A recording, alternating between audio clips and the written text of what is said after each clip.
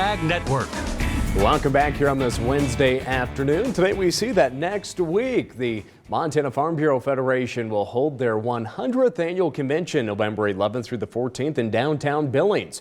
The event will celebrate the impact that MFBF has had on Montana over the last century. Lane, we've spent a year building up to this point. In February, the governor proclaimed Montana Farm Bureau, big proclamation and all the things we'd accomplished, and gave us a big congratulations right on our birthday. But the celebration is built all year long, and this will be the climax of it at the convention. We have a lot of things going on. We've got a wonderful program of speakers and events.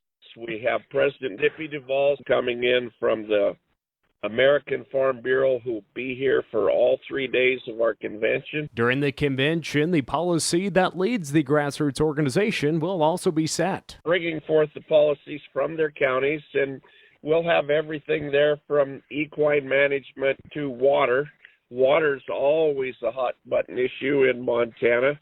These policies are truly grassroots. They come from the county, and it is the backbone of our organization, and the counties will bring these forward. We'll be able to put them in our policy book, and yes, it is an off-legislative year, but we have a year of interim committees, so we get ready and we put these policies forward to these committees, and we're ready to rock and roll when the legislature meets, and we've already got a lot of our lobbying done, and that's one of the reasons we're so successful.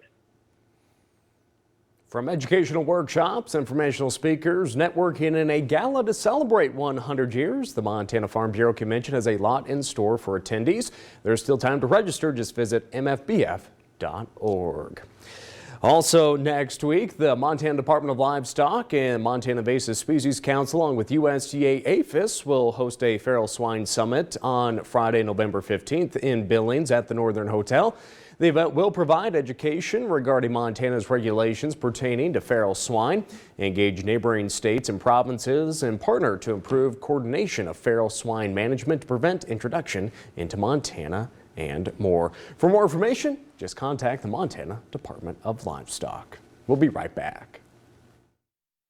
Coming back today, we see that Rabo Agri-Finance just released its 10-year outlook for corn, soybeans, and wheat.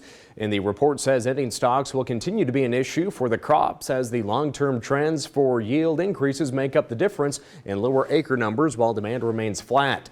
The report says these stocks will keep a lid on commodity prices. And for corn and wheat, the report says oversupply, flat domestic use, no or little growth in exports, and increased global trade competition will continue to pile up. Given no changes to ethanol policy, the outlook's call for animal feed to overtake ethanol as demand drivers for the 2026 through 27 year. And finally today, we see that U.S. Secretary of Ag Sonny Perdue is leading a trade mission to Mexico starting today.